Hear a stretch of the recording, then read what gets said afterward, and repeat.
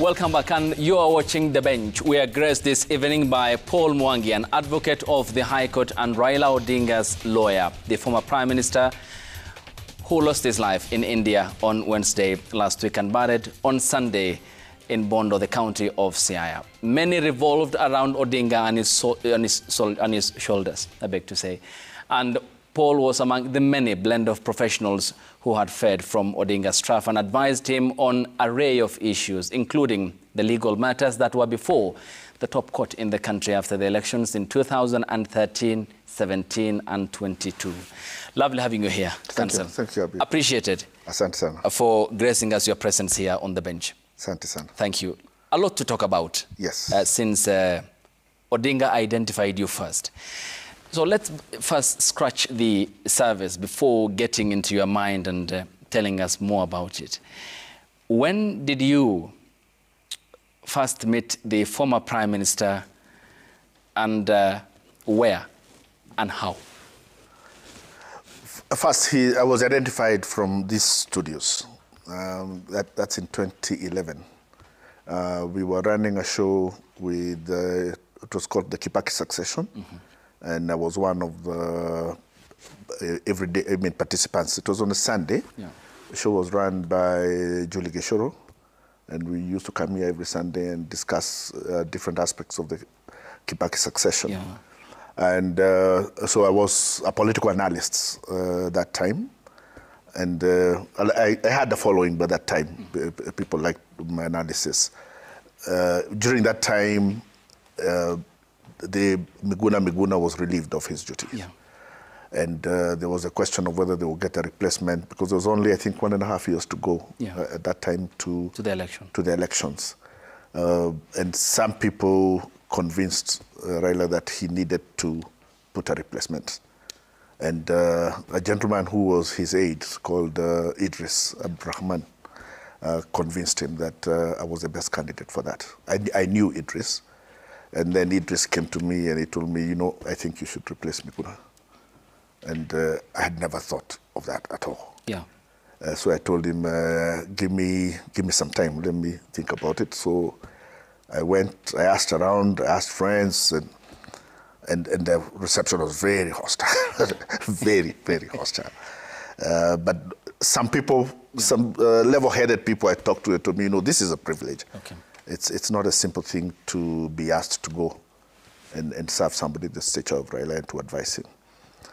So in time then I got my nomination. Literally picked up, in fact, when it was announced we were coming for a show, they had to look for a quick replacement for me for that Sunday show. And then I went and joined it. But when I joined, before I went to the office, he said he wanted to see me. Mm-hmm. And I went to his home in Karen. He sat me down for tea, and we started, well, he was talking. He kind of wanted me to understand what he believes in, where he's coming from, Kenya's history.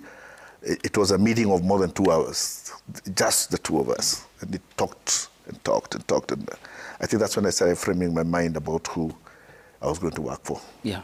And we started. And that was your first meeting with him? That was my first meeting. That's the first time I ever met him. So before the current meeting, did he call you or? I can't remember who is the one who called me or he said he wanted to see me, but yes, I ended up in Karen with him at his living room. Yeah. Mm. What about him connected you to him specifically during that 2-hour-long meeting? First, I had paid attention. You can imagine that from where I grew up, I hadn't grown hearing good things about him. Yeah. But the first time I paid attention to him was when he dealt with the Mau issue. And at that time there was, when he came and said, we have to save the Mau. Yeah. And I was a columnist then. I remember writing an article about it. And I applauded him for what I said was his whatever position on the environment. Mm. And then the more I thought about it and the risks he had taken to do that, and what it cost him, because I think that's one of the things that really cost him a lot of votes in North Rift. Then I started understanding that he held principled positions on issues. and that when he held a position on issues, he would stick with it regardless of the cost that he had to pay. Yeah. So I already had that in mind by the time I met him. Then during our talk, then I was surprised how much history he had. He knew everything about where this country had come from, about what we have been through. I'm a student of history, read a lot of history, do a lot of research. So he was in fact filling in a lot of my gaps in the knowledge about this country. Yeah. So I would say intellectually, kicked off immediately. Yeah. Yeah. Okay. And you have mentioned there were some perceptions about him, specifically in your growing up times, and until then you realized that that wasn't the real case when you met him physically. What was because what had been portrayed and what was portrayed from Jaramogi and going on to him was that this is a person who wanted power at all costs, and it did not matter. The only thing he wanted ever to be was, that's his father, all the thing he wanted to do was lead, and all he wanted to do was lead. And the good things about what him and his father had done were never talked about. It was never talked about that, that the colonialists had offered his father a chance to take over leadership of the country. And his father had refused and said, no, our true leader is Jomo Kenyatta, and you have to release him to come and lead government because he was the head of Kano. So all those things are not talked about politically. So I think now in time I started reflecting and understanding that a lot of this was, there was a lot of propaganda on them. Yeah. Okay. So many have written about Odinga, Baba Femi, the Nigerian intellectual, Salim Lon, your colleague by Raila's side, who was his spokesperson, extensively wrote about Raila Odinga. But in terms of his ideological placing, where will you place the former Prime Minister? A social democrat, a liberal democrat, a communist? Social democrat. Social democrat. Yeah. And what values then did he envision, did he embody in that regard during the course of your being his counsel for that long? You know, it's difficult to pigeonhole Raila into specific. He has a general view. He stands for liberty, he stands for democracy, stands for social welfare, but his specific position on issues depends a lot what is the issue on the table. And in his inconsistency, he was very consistent.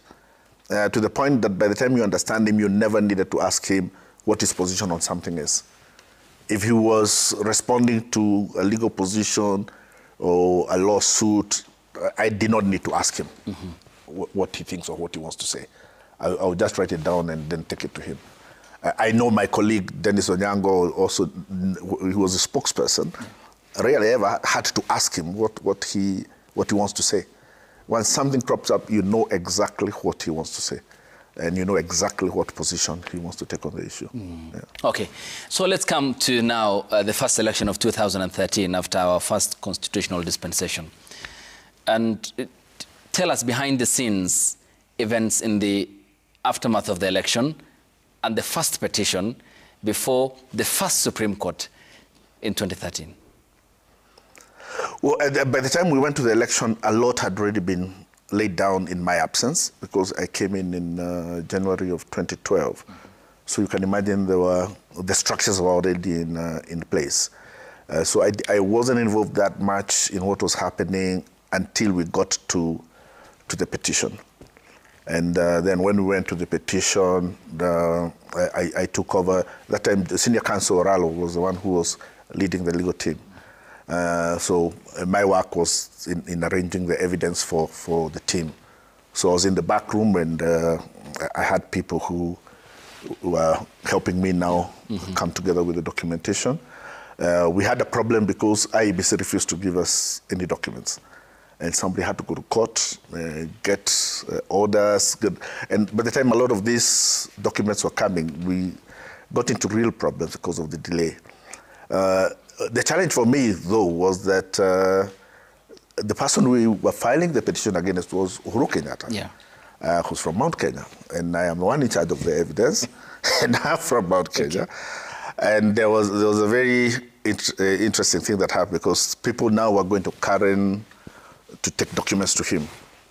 And one of those incidences, people came and brought evidence. So he told them, no, I want you to go to Capitol Hill and take this document and ask for Paul Mwangi and give him these documents. Yeah.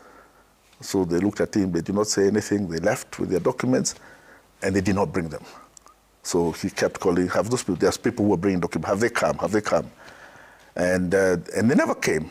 So I think then he realized, or he was told, that they have a problem taking evidence against Uhuru Kenyatta to Paul Mwangi. Yeah. So he called them, he told them, no, do this, just go, ask for Omondi, and give these documents to Omondi. Then he called me and he told me, those people are coming, they're bringing the documents, then they're going to ask for Omondi, and you are Omondi. Okay. So, so they came. You have been codenamed. I was codenamed. Yeah. So they came, they asked for Omondi. I was called. By that time, everybody knew what was to happen. Yeah. And so when I appeared, they came to them, they had one look at me, and they said, yeah, it is. Omondi, these are the papers. Yeah, Omondi. And that's how we got through it. Yeah. So he was alive to that those issues do happen, but never ever affected how he dealt with me. Yeah. And therefore brings us to the understanding, Council, of a man who had appreciated merit and qualification instead of ethnic belonging, is it, or religious affiliation? He had no regard for ethnicity. Absolutely. He did. It didn't. At some point, people thought that that I was getting special favors because I was from a different ethnicity, and therefore he didn't want me touched. But he never gave me any special favors. He expected you to fight your wars, and that sometimes those wars came. Sometimes they took ethnic angles, and there was a time it really got bad. So I went and asked some people who had been there with him for longer than me, outside the office. And I told them, you know, I don't know how I'm going to deal with this. They said, no, if you go to him, he told me, if you go to him, he will tell you must learn how to swim with the sharks. Because his political field was cutthroat. They told me, he'll just tell you to learn how to swim with the sharks. And so I had to learn how to swim with the sharks. You give as much as you get. And then at some point, it also got really bad again, and I had to go to a colleague and ask him, okay, is it that PM cannot see how I'm being fought? He said, no, he's seeing, but he thinks you can handle it. Yeah. But have no doubt, if he will not let anybody take you down. And how was it surviving in the jungle? You have to have a very thick skin. You had to learn to survive, and he expected you to learn to survive. And once you got up to speed, then you gave as much as good as you got.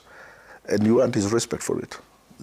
He hated whiners. Mm-hmm. If you went whining to him about how you are being fought, you would lose his respect. Yeah. Yeah. Then the petition started.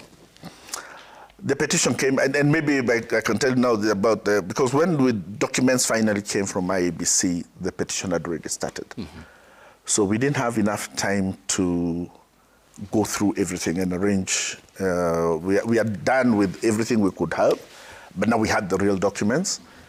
But as we were going through them, we noticed that there were places where voter turnout was more than 100%. Mm-hmm. So I told the team, you know, let's just go through this, get me anything that has more than 100% voter turnout. Yeah. And we managed to come up with many polling stations where voter was more than 100%. And we are actually able to put aside 80,000 votes. Because the law said that if the voter turnout is more than 100%, the entire result of that polling station is cancelled. So that's what ended up in that, what is called the 800-page affidavit. And therefore, it was a winner. It was a runoff. Because once the Jubilee had won with 3,000 something votes. TNA, Jubilee Coalition. Yeah, yes, the TNA coalition. Yeah. So they had won with 3,000 votes, above the 50+1. And we had the evidence that was by law knocking out 80,000 votes. That was the affidavit that was rejected. Yeah, 800-page. The 800-page. There was so much anger from ODM. Yeah. About what happened to us then. And how long did it take you to come up with all that? Was it team effort or? Oh yeah, there was a very big team, very young lawyers. We were at Capitol Hill. So, because we needed a lot of labor. It was a 24-hour drill. So we went to I called out to the universities, took out law students, had a team of, could have been almost close to 50 students. And they're the ones who were just going through everything. So within a day, we had this affidavit. And it was filed the next day, and that's when senior counsel Raila was asking that it be admitted. But it was not admitted. Admitted. Yeah. And what was Odinga's response? He moved on. He never stopped to mourn. Yeah. Once it happens, you go to the next thing. Yeah. And after the final verdict? Yeah, we moved on. That's it. He accepted. On the day that the verdict was announced, so we all were at Prime Minister's office. Everybody was crying. Paul. And at some point, he now got irritated. Why are you crying for me? Go cry for yourself. It's us. Everybody's the country that has lost. So don't make it like it's a personal loss to me. It's a personal loss to you too. Yeah. And before that, there was the art of the coalition building at the time, the Coalition for Reforms and Democracy. CORD was already the discussions were already taking place by the time I got there. Yeah. So I didn't get involved in that. And also I'd only been there for like 1 year, 1.25 years. So there's a lot of issues I'd already not started getting involved in. My real involvement in his issues started after the election. After the elections, because after the elections, then which are some of the saddest moments in his political life, because after that, then everybody took off. Everybody. 2013. Yes. So there were a few close political associates of his, but the rest of the mob, Prime Minister's office was a den of activity. Yeah. And we just woke up one day, and he was at Capitol, and nothing apart from the few close political people who were there. Everybody else was gone. So we had formed, there was a few members of staff, his aides had followed him. Dennis Onyango had followed him, and let me tell you, while this was happening, Raila was busy talking to Jubilee to get us jobs. After he's lost the election to them, and he had all this group of professionals and people who were working for government, and he was busy just trying to negotiate. No, please, these people, don't drop them. Please place them places. They have families. Some people managed. Some were offered jobs. I know some people just said, no, we can't. Not because they didn't want to, but they felt we can't leave Mzee alone. And that's how I ended up. So my colleague Dennis called me and said, we have to help. We have to help Mzee. Okay.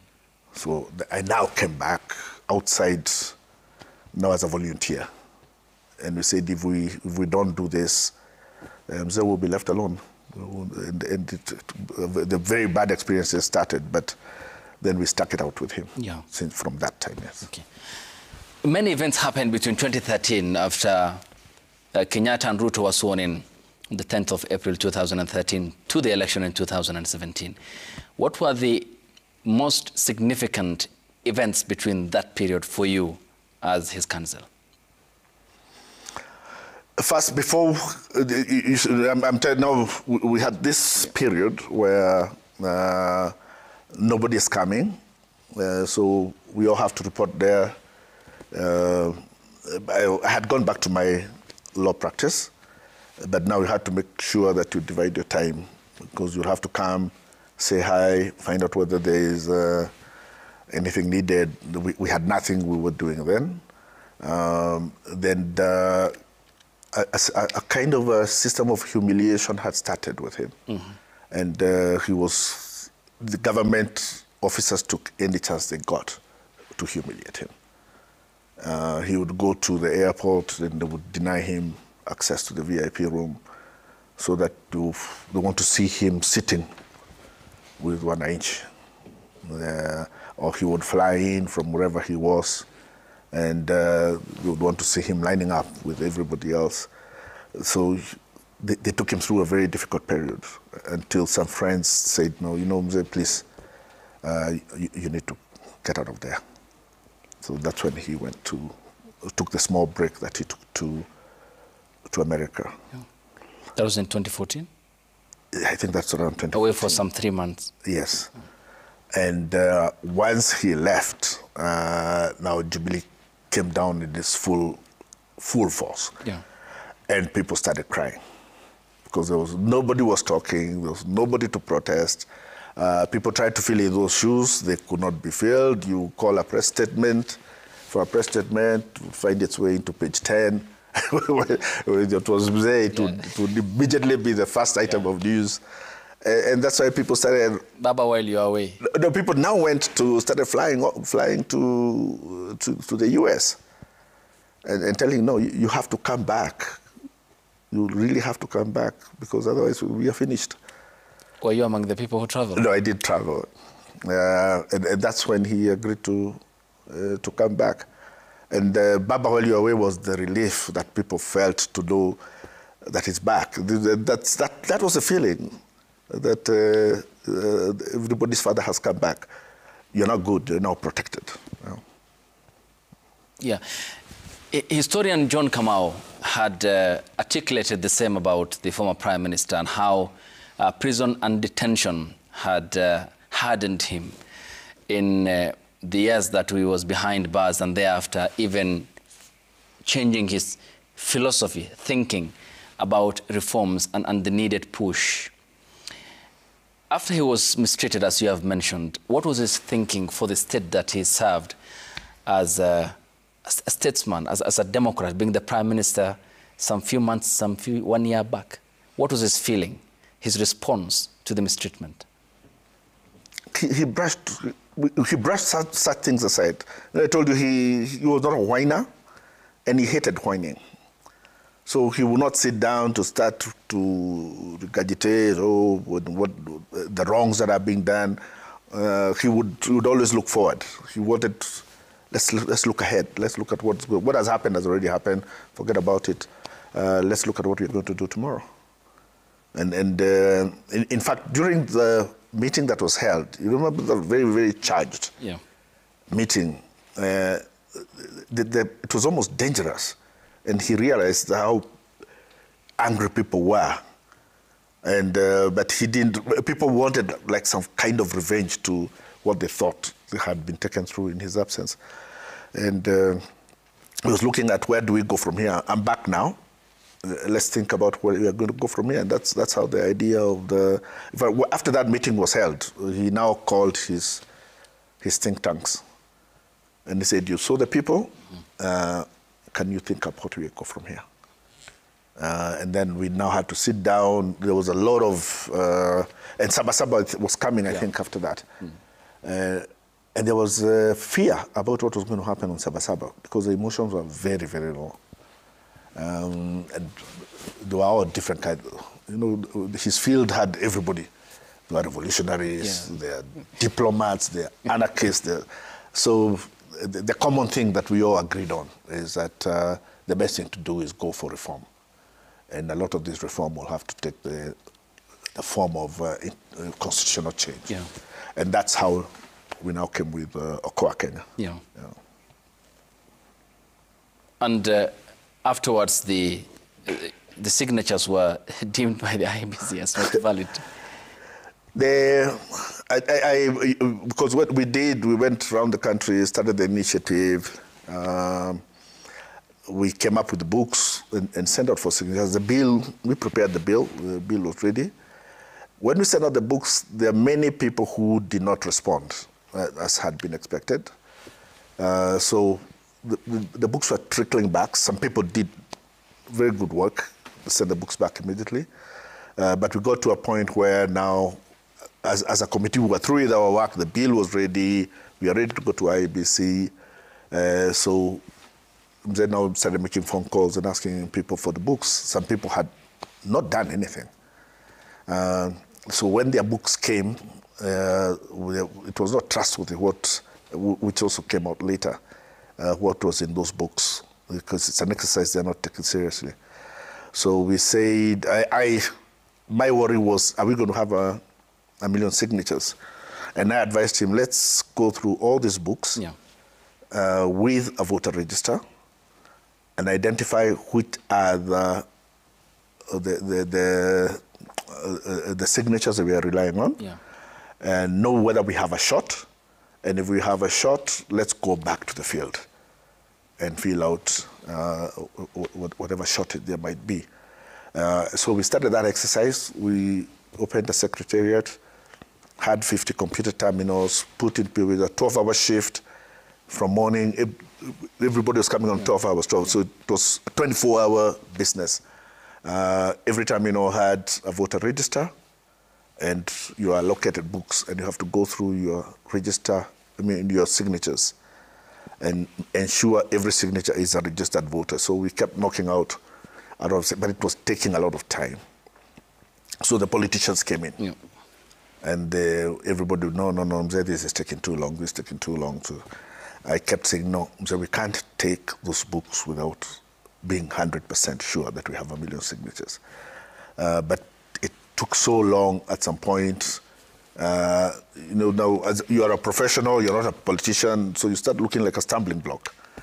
And they said, no, IBC is not going to look at this. No, everybody was telling him, IBC will not look at this thing.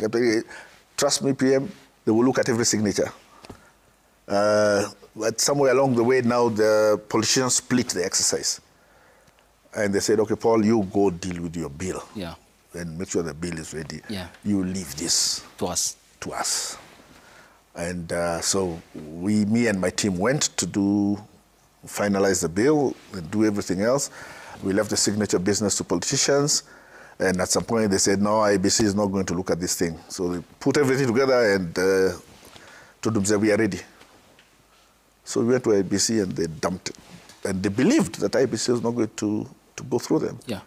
Well, IBC went through them. That was in 2016? 2015, 2016, yes. 16, before Isaac Hassan's removal from office. Yes. How did then it turned out that we were about 130 or so signatures less, which means if we had identified that, all we needed to do was go back to the field and take another 100. Add on to that, But politicians won the day. At the time, that also coincided with the reforms that the Prime Minister was leading for the IEBC to undertake before the elections in 2017. Yes, there were specific reforms that had been...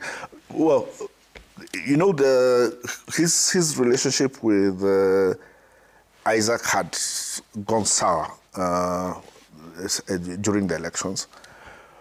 We were in... the night before the elections were announced, we were in there was a command center in Lavington, in 2013 at Chubby Drive, and we were tracking what was going on.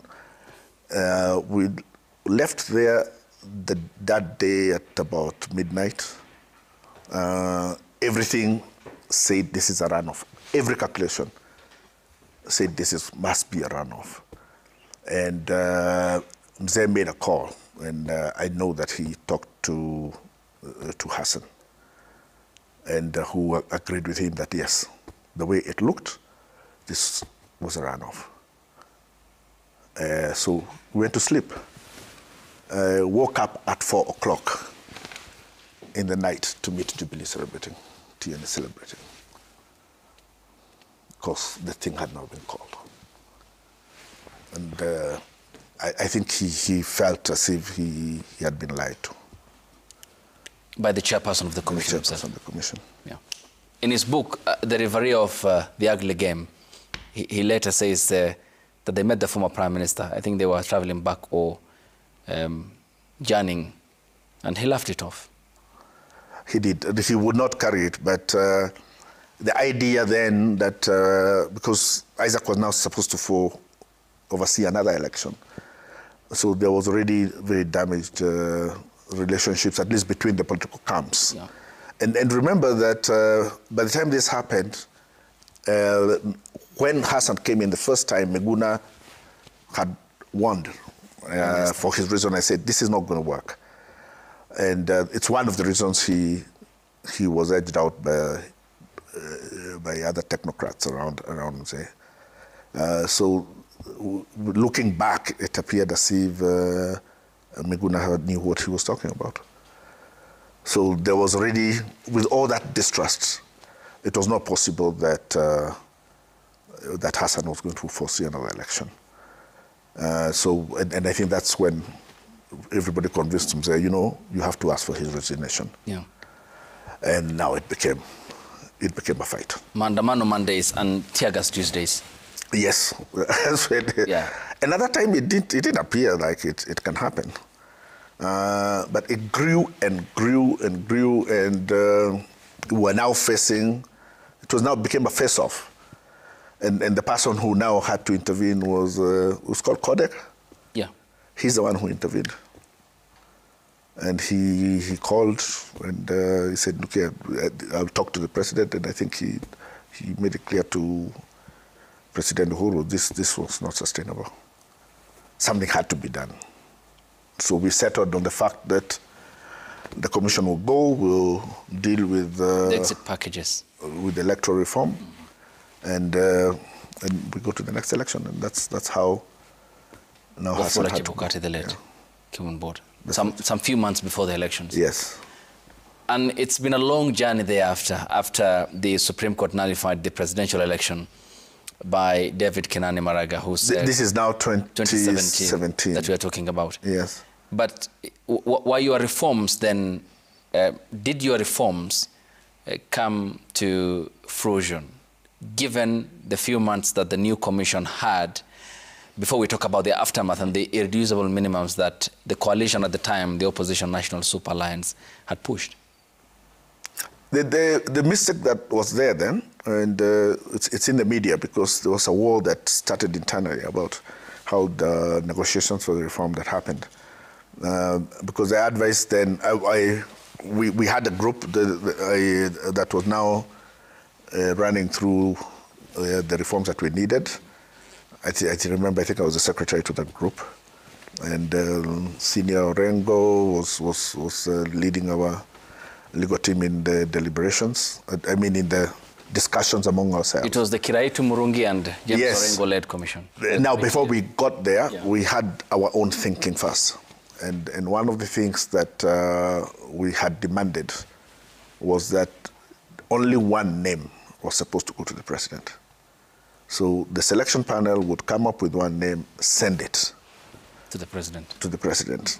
And he has to say whether he is going to accept it or not. If that name was not acceptable, he would then have to return it, and then the selection panel will now send him another name. If that system had been used, Chebukati would never have made it. Somewhere in, now by the time now the two teams met to come up with the bill, that got lost somewhere. So we ended up with the president having a whole list of names from which he could choose. And that's how Chebukati's name ended up in State House. As he would never have made it. If we had stuck to what we had demanded, he would never have made it. What was the reaction at the ODM camp at the time? There was a very big fight. And at that time now the question was, what do you tell Mzee has gone wrong? Because it is also when he came up, it's also something that was discussed with him. And I think Kodek had assured him that if that's the demand that we're asking for, he would support it. And he would support that it was accepted by the other side. So where we got lost, we don't know. And what was his response in the aftermath?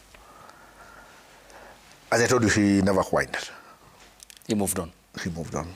It's done, it's done. Sitting down, start crying about it, doesn't help anything. We have an election we have to go to.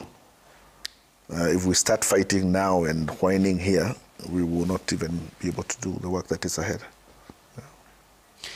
And came the presidential election that the Supreme Court nullified in the verdict, the final verdict, saying that the process was unconstitutional, null and void.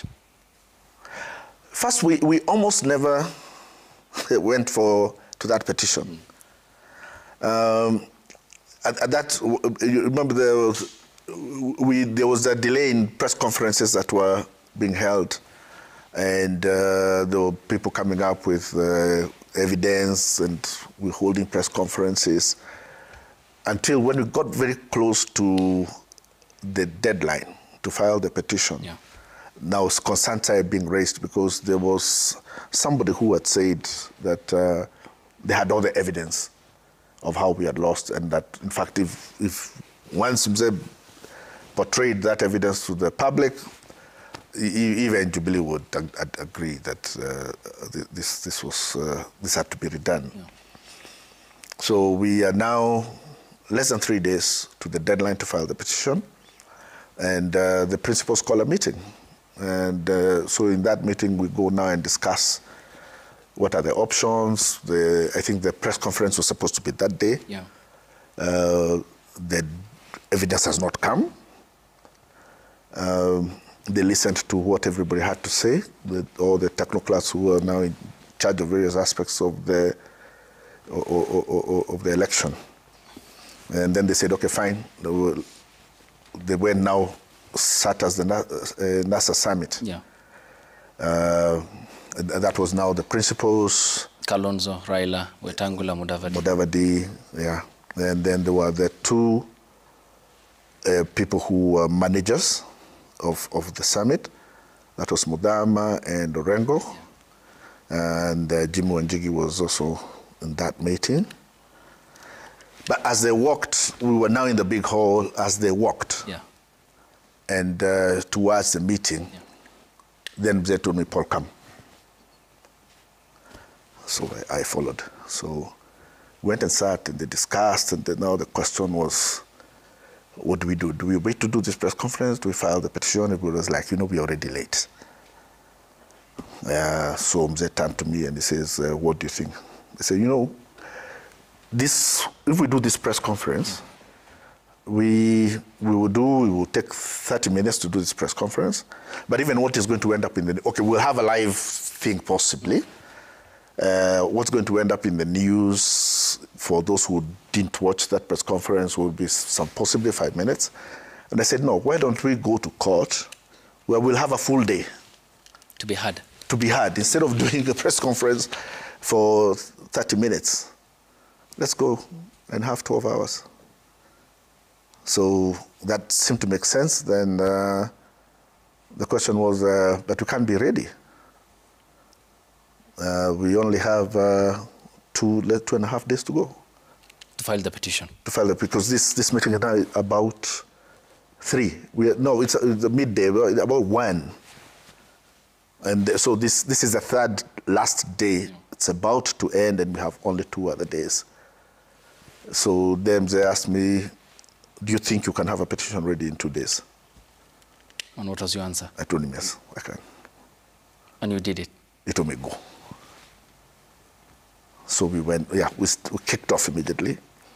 Called by that evening, by 4, we were at a hotel in Karen called Cold Springs. We went and took it up, the whole of it, and made calls. All lawyers came. All the materials was brought. We worked for those 3 days without sleep. Very, very intense. Now, the problem is our work, managing everything. But every time we hold on, after some time, Mzee is calling because some people have come to tell him this. Yeah. So, by the time we get to the second day, people are still going to Mzee, no, ask Paul. We are now on the last day. I can see if we delay any further, we are going to, but I am having to be on the call every other hour. I have to break off for some 10 minutes because somebody is gone to Mzee and wants me called and whatever. So I blocked him. So there were people who never wanted the petition to be filed? No, I don't. So I said, now I said, after this, he's probably going to fire me. But I just blocked him. I put the phone aside and I said, yeah.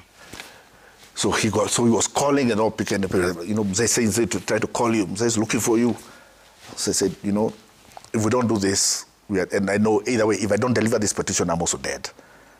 Because what do you go and tell Mzee's supporters? That he left you with a job to prepare a petition for him and you failed, and you guys were long. We made it, we got to the Supreme Court at 11, after 11, to get those documents filed. So, but then he got so frustrated now trying to call me, so they came to Cold Springs. Yeah. And went and sat now in the garden, all of them. Then now he summoned me. I said, Paul, I'm trying to call you. I said, it's crazy. I'm sorry. But I think he realized what I had done, so he was still pissed off. Yeah. But he let it ride. When we made it, that was forgotten. Yeah. So we go and we go for the first day of hearing. And we had also now, we had studied the court. And we had our own dynamics. And we realized the dynamics were good for us. Because Chief Justice Maraga had done a lot of work on elections, and we studied his holdings. Yeah. And we realized that the line that he had taken was a line on that there should be no illegalities and irregularities. That's what we now went for. And we knew that we already had 3 judges who were very strict on issues of illegalities. So we go to court and we meet the Jubilee team. And the way they came in, because they were there for the state, yeah. They were boisterous, they were loud. We went and sat down and we said, we can take these guys. Just the way they came in, these guys are overconfident. We'll take them. So we already were very confident when they started. And even the way they now were dealing, they did not see the line that we were on the line of illegalities. Yeah. So they did what they did in 2013. They went for the numbers. We forgot about the numbers. We had our own presentation on the numbers, but we were not on the numbers. We were on illegalities and irregularities. And the process. The process. Yeah. So which the Chief Justice mentioned. That was the winning thing. That was great. Yeah. So it doesn't. But we can't talk about numbers when you've gone through irregular processes. So nobody believed it when it was a shock. Yeah. It was not that surprising to us that yeah. we won. And came the 1st of September, D-Day. For the rerun? Yes, not for the nullification. Yes, we go for the nullification, have a great celebration. Then the question is, okay, we've been given 60 days to go for the rerun. But what was Mzee's response? We were very excited. Extremely, he was very, very happy. With his, because we were a team of very, very many lawyers. So we all went, we took photos, all very happy. Then the question now became, we have been told that we should prepare to go to the ground again. Mm-hmm. And, but we've already just talked of illegalities and irregularities. Now, something must be done to ensure that that is not repeated. So we started this correspondence with IEBC. And our correspondence was, how are you dealing with all the things that were found by the Supreme Court to be wrong? Yeah. And they never responded to us. So we quickly now we called a meeting of all the people, again, all the same technocrats. We met and we said, if we let our principles go back to this by-election, it will be a slaughter. Now, we won't just lose, we'll be humiliated, we'll be annihilated, and we will never recover. So we said we have to tell them that they cannot participate. So it was upon the advice of you, the technocrats, you included, that Odinga did not take part in the October 26th repeat poll. We actually made it quite clear to them that if they insisted on going ahead, we would not participate. Even from professionals? Yes, everybody made it clear that we were not ready to participate. in a process in which they are going to get annihilated. And we knew that they were going to get slaughtered. So he told them, just leave this. Yeah.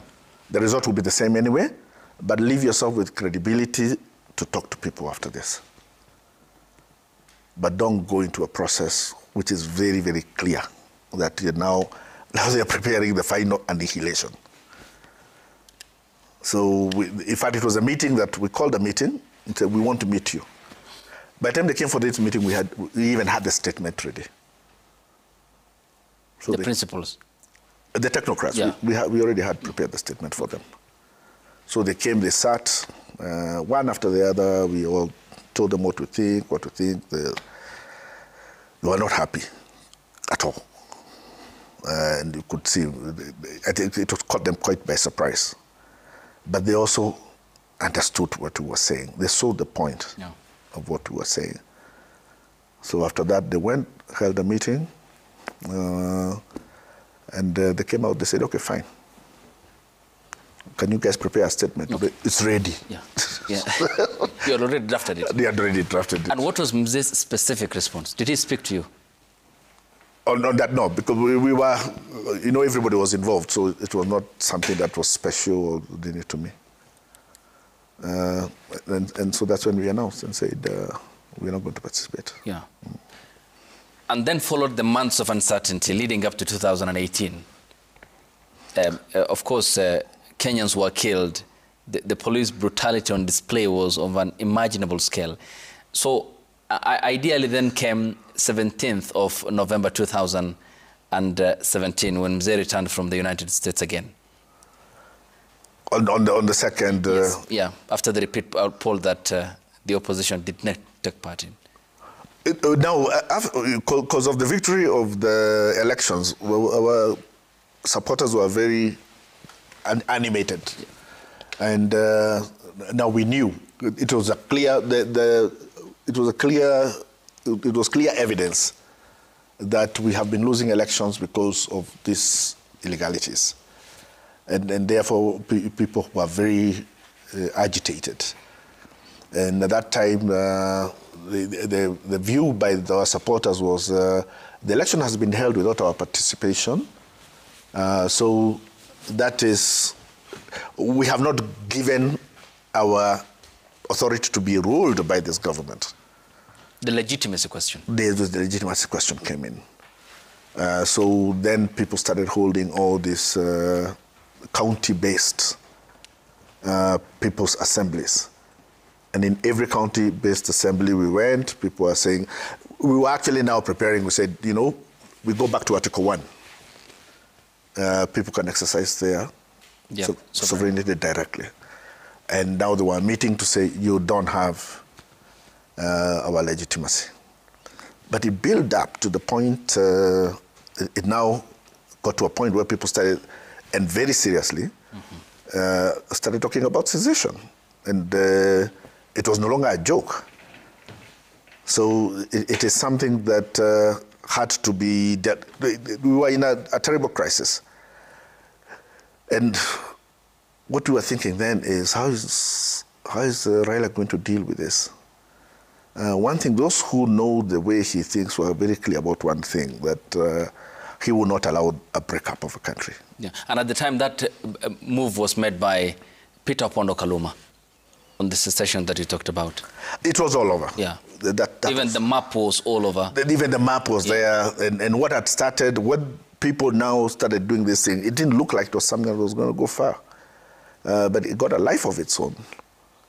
And now it was a question of, let's split up because of the anger people had. But that's why I say, in what appears sometimes to be his inconsistency, Raila was very consistent. Yeah.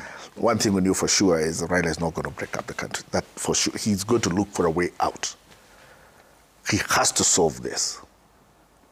And I had learned by this time to start anticipating his moves. Start seeing what the problem is and start anticipating what is likely to do. I'd done that 2 times before. I think it was 23 months after we got to the PM's office. Yeah. he had gone and I don't know where he had issued a statement, and he termed the judiciary as Kotimbandia. That was the, yeah, and that I think was a reaction to the rejection of our affidavit. Yeah.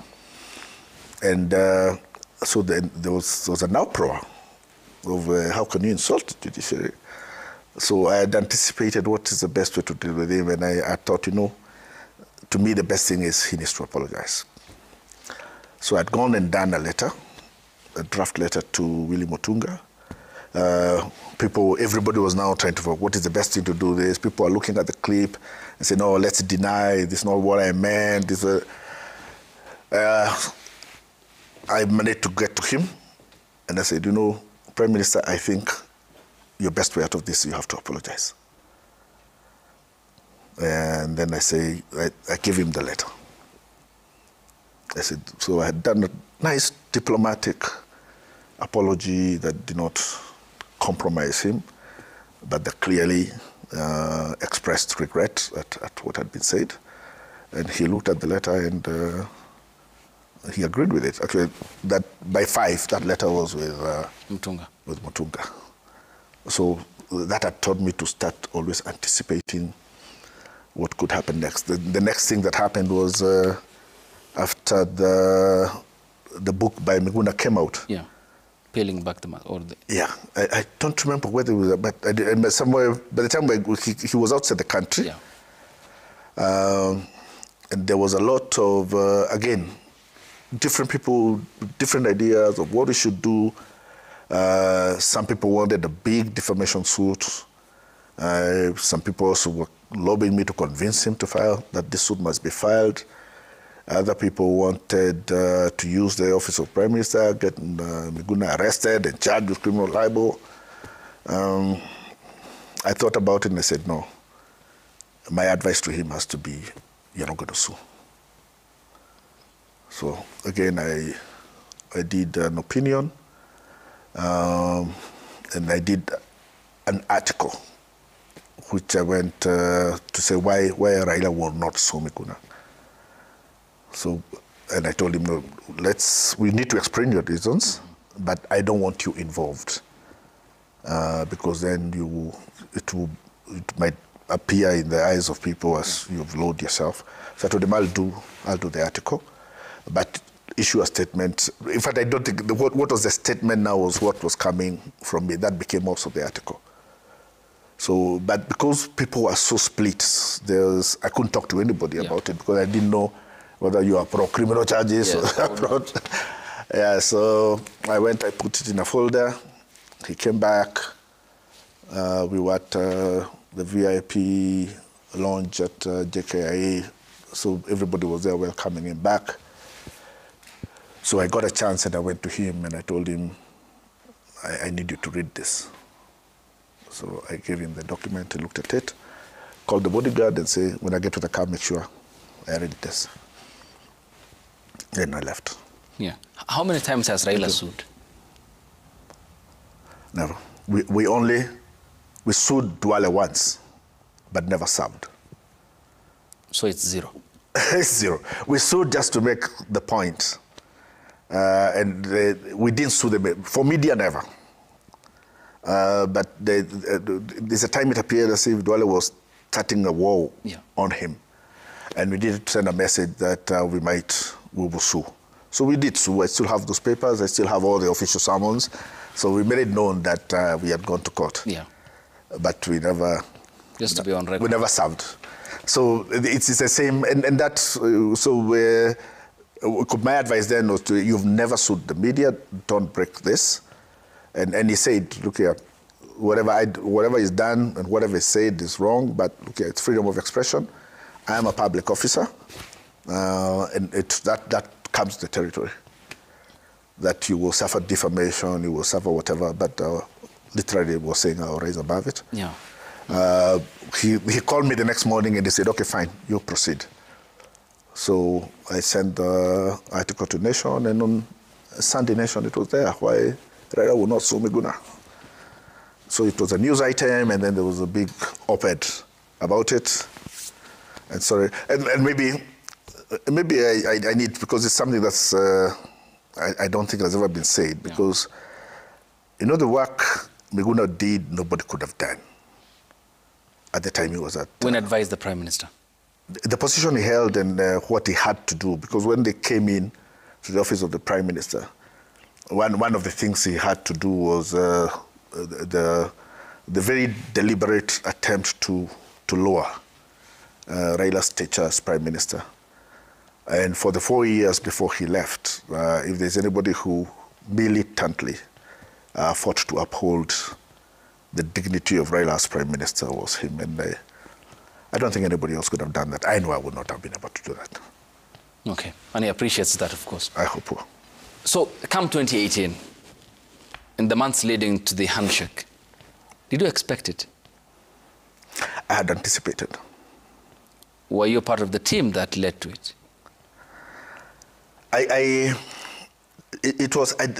were not a lot of detail of how it started. Even today, there's not a lot of detail of how it started. But you see now, as I told you, we had started all this thing, and the cessation topic was up. And I knew that somehow they were going to reach out to each other, because I didn't see any of them allowing this to go below there. And then it hit me about the moment that the one time when Kenya was in crisis was because Jomo Kenyatta and Raila Odinga were facing off each other.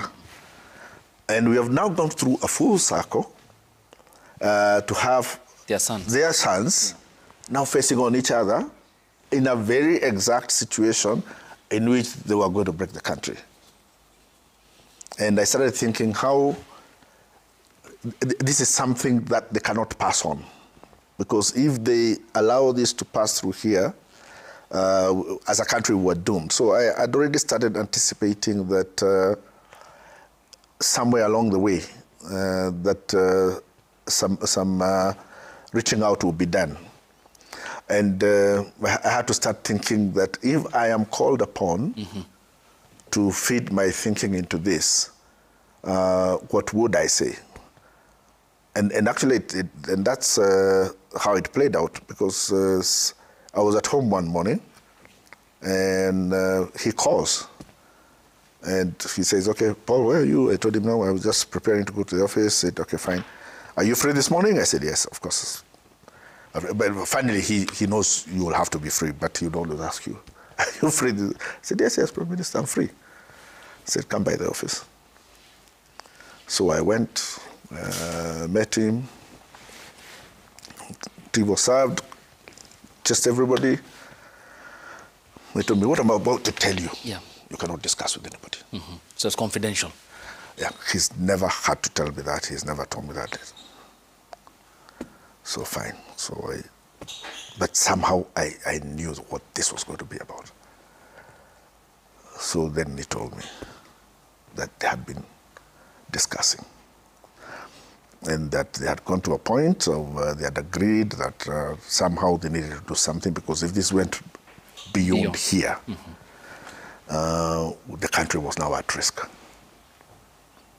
So he told me, "What do you think? What is the best way?" And then he said, "You know, I don't want to be part of that government, and we are agreed that we cannot make this about government." Actually, it's not.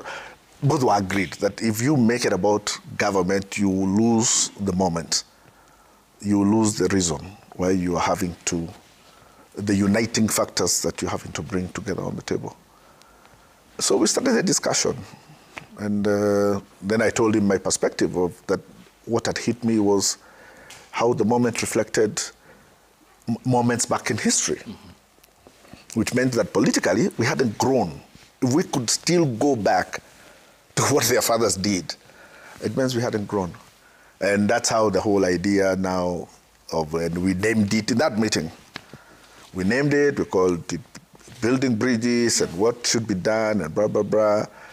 Then he told me, "Okay, fine, go and do me a draft of a brief of this, send it to me," and I send it to the president, and they tell us what they think. The statement he read at the doorsteps of Harambee House, or? Yes, the founding, no, that's how I ended up having to do all the founding documents about this. Yeah. By that time, to the best of my knowledge, I think the only people who knew, there are not more than 5 people. You? Who knew what was going on. That's you? At least I was sure that there was a president, there was President Uhuru, there was Raila Odinga, there was Junet Mohammed, and me. And I knew there must be somebody else who would be advising the president who I didn't know. A day or two before the event at Harambee House, America's then Secretary of State, Rex Tillerson, was in the country. Actually, he was trying to diffuse the tension in the GCC after the blockade of Qatar by the Saudis, the Emiratis, and the Egyptians. And the moment he left, a day or two later, is when that handshake happened. They didn't know. Well, the Americans never knew? Nobody knew. Okay.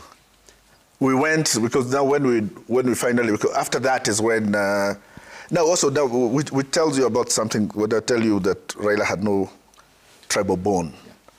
And this later on, I was told by Junet that they ended up in the meeting where between the two of them, and Junet was their liaison. And now the question came. So, okay, fine, now they have agreed on my basic now document and said, let's take this route. And they said, okay, fine, now we need to look for people to now start doing the technical work so that we perfect this and we can go ahead.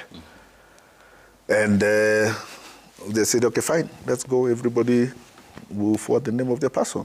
And Raila tells Junet, no, we have our person. Then he need for us to go and look for somebody else. So he said, and he gave the name, Paul Mwangi. Now, unfortunately, the person I think that was in the mind, because that was the intellectual person on the other side, close to the president, was Ambassador Kimani. So we ended up with now 2 people from same region being the ones who were heading this thing. It was nothing. But it brought then problems. And so now we were going on to form the BBI committee, and the people were like, when we were forming the BBI committee, now there was a lot of regional balancing, and they were trading names. The names that were not being traded were the 2 people who had been left. But a lot of people felt, no, it really looks bad that we are going for this thing between you and Uhuru Kenyatta, and President Uhuru Kenyatta has a person from Mount Kenya, and you have a person from Mount Kenya. And he said, but Paul is a Kenyan. End of discussion. So you're talking about Ambassador Dr. Martin Kimani? Yeah. And that was the end of discussion. And he didn't want to hear again about my ethnicity. For the second time? Yeah. And so we ended up in this, what appeared to be a very comic situation in which the people representing the 2 political sides were all from the same region. And it led to the birth of the Constitution of Kenya Amendment Bill 2020.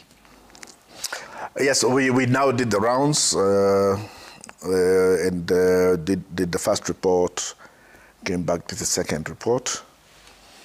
And once the second report was done now, because BBI had 2 issues. There was the report that called for various policy and legal reforms, and that was separate. And then those things are called for the constitutional reforms. So when we launched the second report, that we handed over literally to now the politicians. Yes. So that they can go and look at our proposals for constitutional reform. So a team was formed of politicians, and they started meeting. But during those meetings, Mzee called me once, and he said, are you in those meetings? I told him, no. The politicians did not call me. He said, no, but you must be in those meetings. The role that I had played in the formation, in the start of this, cut through, because we had dreamt this with him, and we had done this with him. And therefore, he knew that so long as I'm there, I will always reflect what his vision was from where we had started. So anyway, I ended up in the negotiation between politicians, negotiated until we now settled on the bill and said, let's now move on. My advice to Mzee then was that we must have a clean break between BBI, because BBI was government, and this other process that was going to take place. And they agreed. And so Raila now picked Junet Mohammed to lead his political side, and President Uhuru Kenyatta picked Dennis Waweru. Back then, Dagoretti South MP. Yes, and they were now take it, be political, be politicians, promote it. But the government people who were there did not want to let go. So they started now, still wanted to get involved in the process. They said, you guys, if you get involved in this process, you'll kill it.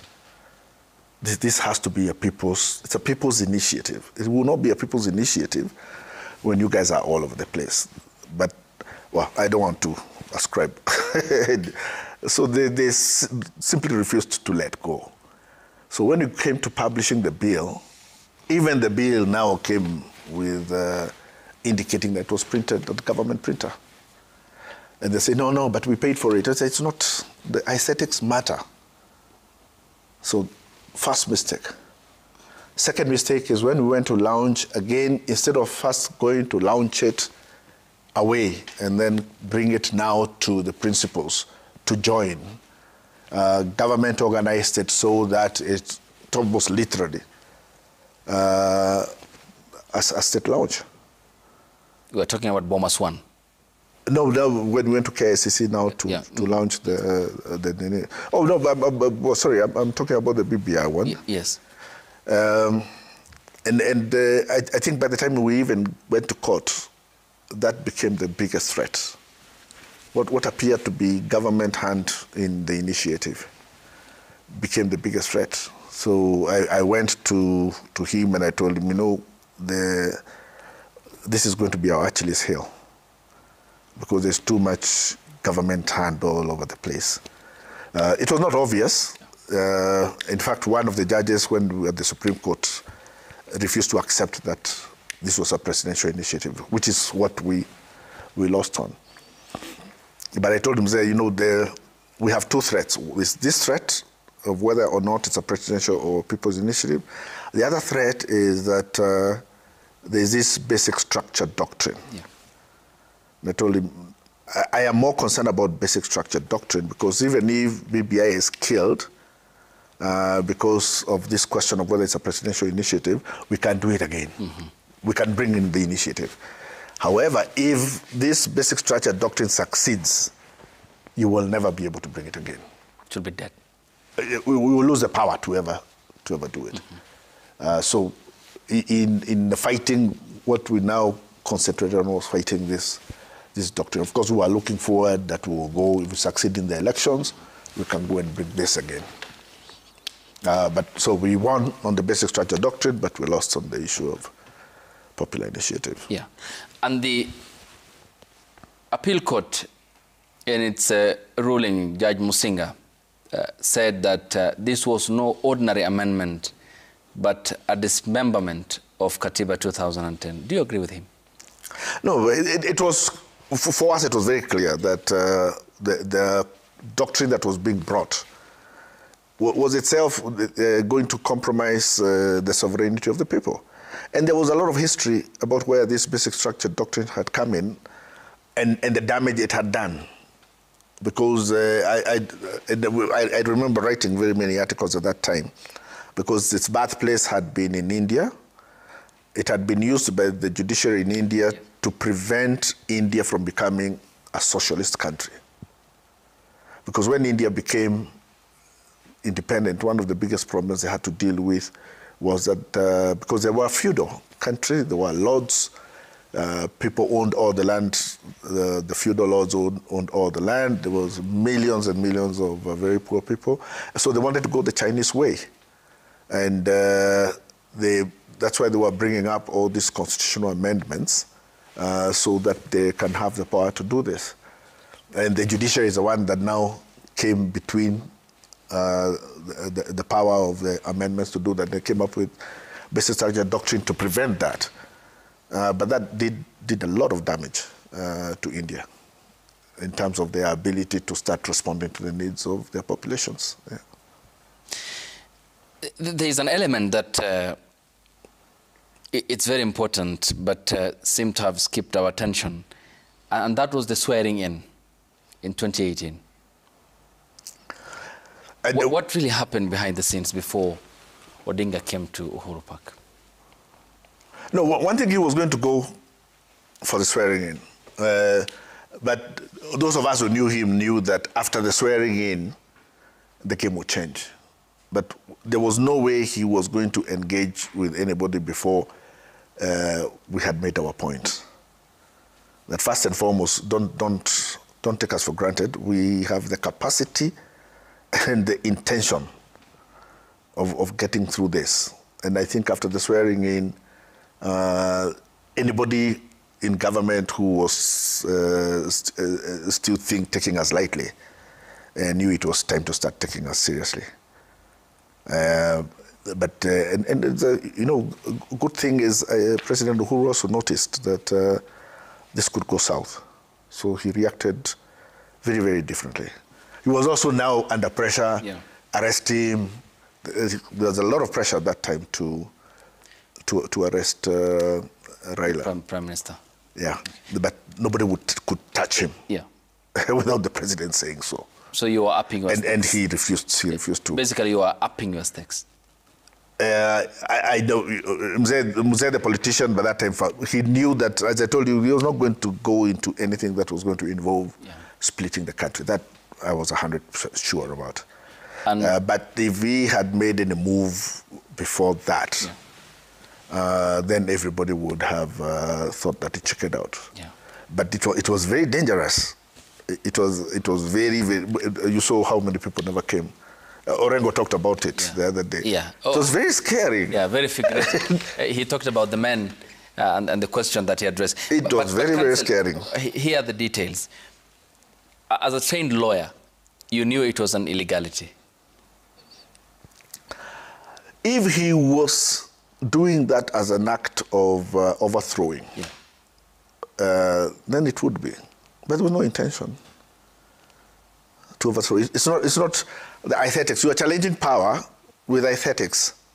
Did he, after swearing himself in, did he actually make an act that showed that he is going to overthrow or that he's attempting to overthrow the government of Kenya? No.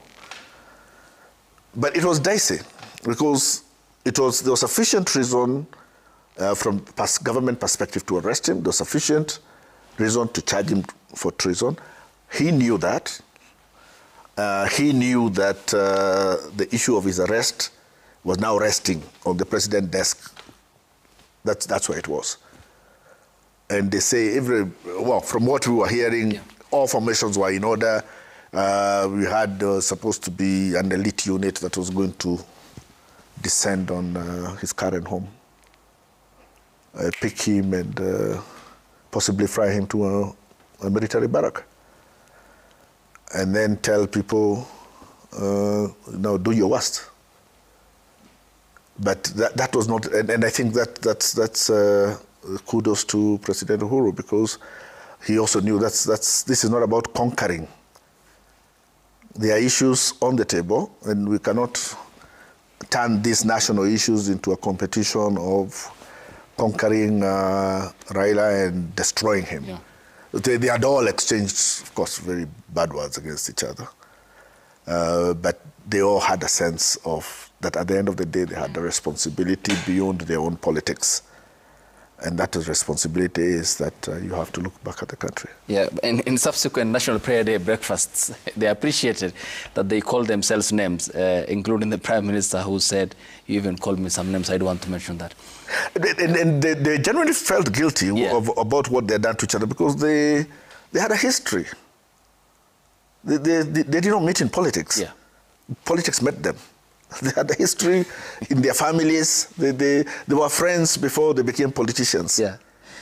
At least their families were friends before they became politicians. Yeah. So it was a kind of an exhibition of what politics can really do to people and can create hatred even between people who were brothers. Yeah. So the question you talked about of the plans to lift him up from his home in Karen was a day or some days before the swearing in? No, that had been... or it was in the aftermath? No, it was in the... By the time because when in the morning, there was a police contingent all over on the day of the swearing in. Yeah. And then they realized this is likely was going to turn into a bloodbath because all attempts to intimidate NASA supporters failed, totally. And it was clear they are going to go ahead. And I think that's when the advice of whoever advised him, President Kenyatta, now that's when he ordered the withdrawal of the troops. At the time, the president was in Addis Ababa. Yeah, because such a move cannot be made without him. Yeah. So they withdrew the troops. And we now marched into and took over Uhuru Park, did our swearing in, we were happy, and then we went. What was then the intention of that? Ideally, there was a president who was sworn in and had the instruments of power. I mean, what was the consequence of the swearing in? First, we wanted to send a very clear message. Yes. You know, you're not going to rule us by force. You're not going to rule us without our consent. So you really must find a way to seek our legitimacy. Because remember, we didn't even vote for you. None of us voted. So can we begin from the point that you really do need our participation to lead us? And that point had to be made. Yeah, okay. And we made it to the last point. And the last point was when it came now, you know, I told you there is some work that only Miguna can do. Yeah. So when we got there, they went back to the war general, which was Miguna, and he came back on duty. And he's the one who administered it. And he was the one who was now in rule of now that the Revolutionary Council. Yeah. Here's the thing, and you were at Uhuru Park? That was Uhuru Park, yes. Did the former Prime Minister spend the night at his home in Karen the night before? I actually don't know that. You met him at Serena? Yes, but I don't know where he was coming. I didn't follow up to ask where he could have been coming from. It didn't matter. Okay. No. Did he seek your counsel as to what that in itself meant, the swearing-in ceremony? No. On that one, he was not worried. He was not dealing with what the legalities and whatever of it. He was dealing with the politics of it. That time, he was a full politician. Okay. And interestingly, there were also theories that emerged in the aftermath between the principal members of the National Super Alliance. Where were the others? I don't know. I don't want to answer that because I don't know it from personal knowledge. What you've heard is what I've heard. Yeah. I don't have any superior knowledge to you. But as I told you, it was not a joke. Yeah. It was really, really scary. Mm-hmm. It was a really scary moment. Yeah. One final component before we sample the feedback. The birth of the broad-based. What happened behind the scenes?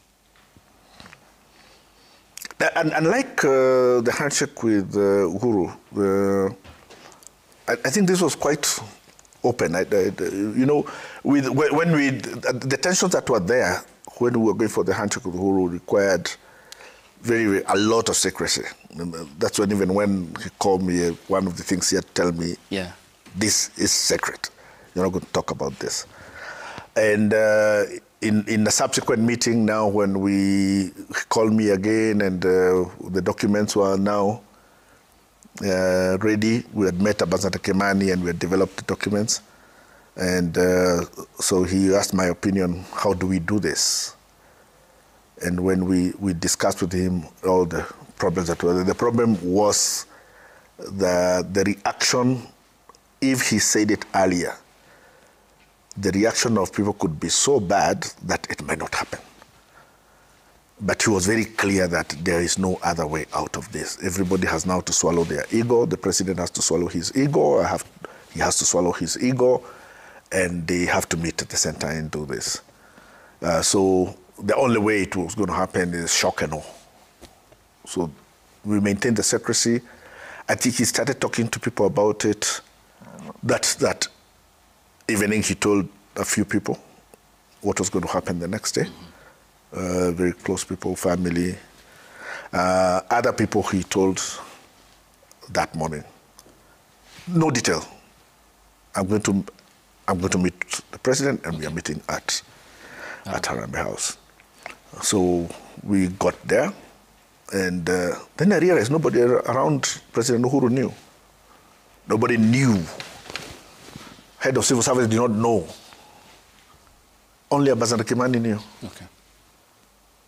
So they are reading the documents as we are printing. As we are printing it there, everybody is shocked at what was going on.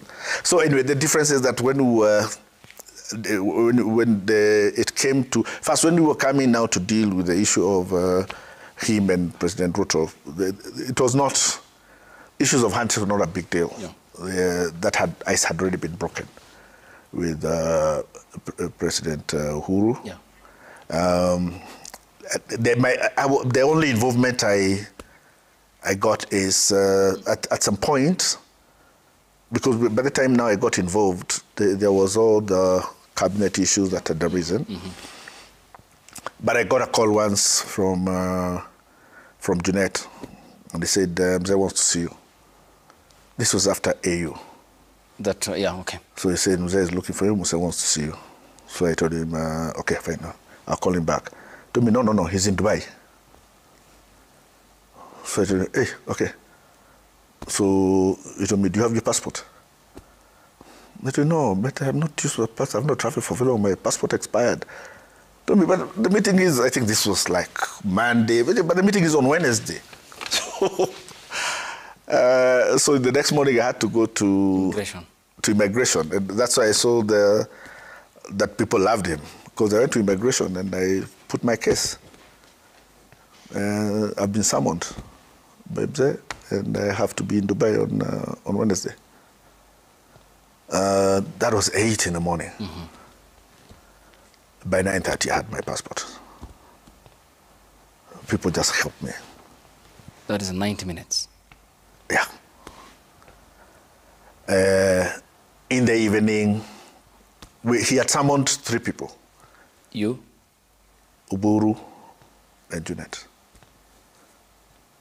By that evening, the 3 of us were on an Emirates flight to Dubai. So we spent 2 days. He needed me to deal with documentation. Well, how do we do this? What kind of documentation do we generate? Blah, blah, blah. So I was there 2 days. I did my work. Finished. We approved. They said, okay, fine. So now it was a question of sending the document to the other side. Same kind of drill.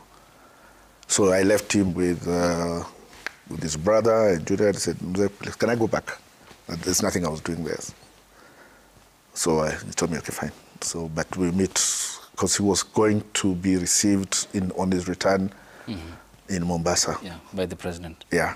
So they told me, make sure you're in State House, Mombasa. So I came, traveled, got here, spent the night, and then that Sunday entered flight, went to Mombasa, was picked from my hotel. Next thing now, we were in State House. He was a bit late. But in fact, the president was there waiting for him. I'd never interacted with them before, but I'll possibly tell you. But so we went, I handed in my document, we're going to look at this. Then Raila came, they exchanged peace and trees, then they said, okay, you guys, can you first go? So we were all kicked out. Closed door session started. Closed door, just the 2 of them. So then they agreed, okay, fine. Then Raila said, this is it, this is what Paul has produced, guys look at it. But I also need to go and discuss this with my people. I can't, he was very clear he's not going to do another shock and awe. So that's when he went, and then we ended up at KICC after he had met his supporters. Okay.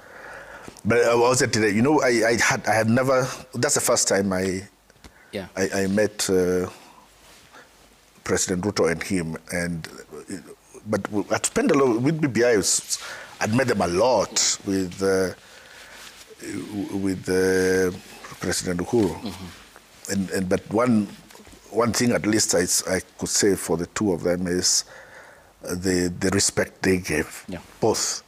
When they met with President Uhuru, Raila became the elder brother, literally. And President Uhuru literally just, in any session they were in, literally just deferred to him like an elder brother. And that, the person in charge of that whole, once he entered from wherever he was, because you usually meet, because the president will come in last. Once he entered, he stepped down and became a younger brother. Okay. What I saw with Ruto is more, he deferred to him respect politically, because I saw him almost deferring to him like a party leader. And both of them, I think, throughout were very respectful towards him. Okay. Yeah. Okay, one final question, but let's sample the feedback. Okay. Okay, you will tell us more. And also, Junaid Mohammed's an instrumental role because he has come up in our conversation so many times. You know, now he's the chair of the Raila Orphans, as he said. So we are going back looking at him and saying... Okay, so let's see what our viewers are saying. The first is from Julia Okoth, says, Senior Counsel, can you share the lowest and the happiest moments of Baba according to you? I think my happiest moment was March 8th. Was it March? Yeah. When we went to office of the president. And, you know, I had never been entrusted with something so great and so sensitive, and that we had seen it through.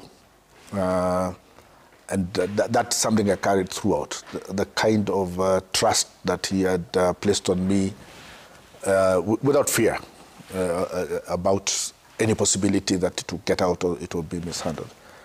I think that was my highest moment. Lowest moment? Lowest moment is that I almost didn't make it back to BBI too. Because when now it was being reconstituted, then the wars started again. I told you already had an issue, and he had stuck. So when people knew that this was going to be reconstituted, the war came again. And it was a question of no. So there were many people who were asking, no, put somebody else from another region. And what they did is the war became so vicious all over, because now everybody wanted to be a part of his. Mzee's partners were now saying, look, yeah, we understand that you had to do a shock and awe in BBI 1. Now you're reconstituting. We want our people there. So the only way now, they sat with President Uhuru and Raila sat, and they decided, you know, the only way we are going to deal with this is we are going to bring back the old teams. So, and I continued in my role. Sir Nixon says, Wakili Mwangi, Raila was on record as having challenged Kenya's electoral processes. In your opinion, has he rested having achieved it, or is the struggle still on? There is Kenyan elections will, I hope that will stop sometime. But Kenya's elections they're a war. You know, if you're in Bomas during those times when the election, it's a war zone. And that also happens from the time the election is called. Everybody is literally at a war zone. And the challenge is that we try to cure a lot of those problems using law. So we're always doing all these electoral reforms over and over again. But if you ask me, I now would tell you that the problem is not the law. I think we need they need to think about so many other issues about what need to be done. Yeah. Okay. Kimutai Felix says, Bwana Wakili, my condolences for losing your boss, the Right Honorable Raila Odinga. Just wondering, how did you learn of the news of his demise and where were you? First, let me, when he was leaving, there's something we had, I had been talking to him about. Since after we lost the election, yeah. And as we unfolded now into the post-election time, one of the things that kept disturbing my mind is that somebody needs to seriously start thinking now of how to secure Raila's legacy. And it's a discussion I'd tried to have with different people, but that discussion involved conceptualizing that something can go wrong. So not very many people wanted to have that discussion. In that time, I published a book. I dedicated it to him. I called him a legend. That was part of what, to me, I felt now, until people come, I have to do what I have to do to secure his legacy. Okay. So I'd gone and talked to him about something I was doing, and we'd never met. We met in the office. He told me, come home, then I think that time then he went back to Dubai. He came back, then he told me, okay, I've gone to Malindi, let's talk when I come back. Then we meet. Then again, immediately he had to leave. But I didn't have time to present to him how I developed it. I sent him a message when he was out. He didn't reply. Then I went, I asked Dennis, where's Mzee? And then that time there were all these questions, oh, what is happening? So I didn't want to call him, because calling him was like trying to find out. Mm-hmm. And I thought that would be in bad taste. So I just sent him a message, did not reply. So I was seated now waiting that he'll come back so that we continue with our discussion on what I was doing. And woke up one day and looked at the phone and started seeing all these things going around. But we had already used to seeing all kinds of things. Yeah. Mm-hmm. People had killed him long before that. But then everybody kept, for some reason, people were taking this much more seriously. Then I learned that there's something that had been reported in India. So I started making calls to my colleagues at Secretariat. Nobody was picking. So I called a security guy and asked him, Nikweli. Told me Nikweli. And that's how I learned. Okay. Churchill Omondi says Raila Odinga's immaculate vision about Africa was indescribable. He was a selfless leader whose statesmanship will remain ineffable in the modern day politics. It is a visceral pain and gloom that we must adapt to. You are deeply missed, Jacom. Okay. Some of the many that we managed to sample. Your last words, Cancer. I think I think the biggest thing I can close it with is to talk about the statements that were made. And I kept thinking how would Raila have reacted to how the statement that Kahiga had made. Yeah. And when I think about it, I try to imagine, it's even something that I could have been able to go to him to talk about, and I realized, no, he would have had, he would have dismissed it a long time ago as a non-issue. You couldn't even go to him and start telling him, oh, you see what Kahiga said. It's not a conversation that you would have with him. He would have moved on from that. But then also, Raila will not allow his mind and his time to get occupied by things that he thinks are not serious. And I don't think he would have regarded Kahiga and his statements as something serious enough to warrant his attention or even to warrant it disturbing his head. So you remember that guy who once broke through Raila's security caned him. And Kilifi County? Kwale. Kwale, yes, yeah. Well, that guy in Kahiga, to Raila's mind, same WhatsApp group. For you. You move on. He would not even regard it. Will you He would possibly think of it as a statement of a madman and move on. Will you miss him? Deeply. Okay. It's a difficult thing to deal with, so. Yeah, Council, I appreciate it. And this is the book that you have titled The Legends of Azania, which is an epic rendition of 7 classical African folktales for teenage readers. And you have dedicated it to the late Prime Minister, to Raila Odinga, a legend of Azania. The praises of heroes are often chorused with dirges. Lots of love to him, I can see. And I would explain, you know, I published this book in April this year. And I told you that this thing of legacy has been something that's been disturbing my mind. And I put that the praises of heroes are often chorused with dirges. And we are already saying that you could do, out of 100 things, you could do 99 extremely good things for people. But every time they will sing you praise for the 99 things that you did for them, they will never forget to chorus your praise with a dirge. They will always remember that one thing they didn't like. They'll always keep repeating it. It was like a warning to you. People will never give you a true pass for your goodness. Thank you, Council. Appreciate it for your time. Many thanks for the accounts that we have talked about since you joined Odinga's camp. Asante sana. Asante. Asante sana.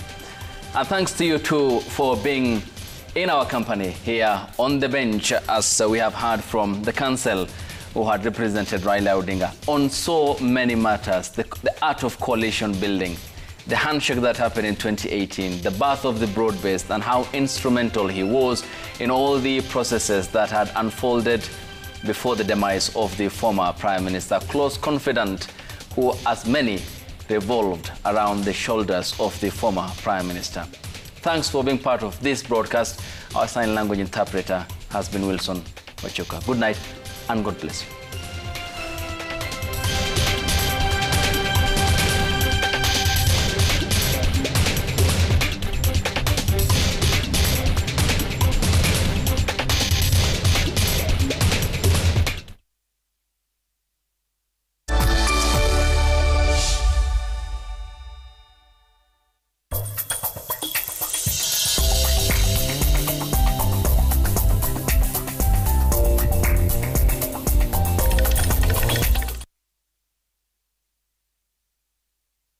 Weekdays from 7:30 p.m.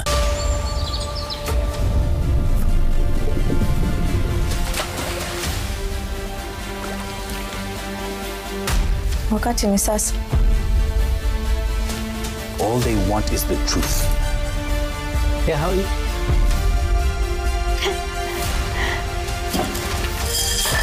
We hawoni tumoja nyumba yenyewe. We would fight for what belongs to us.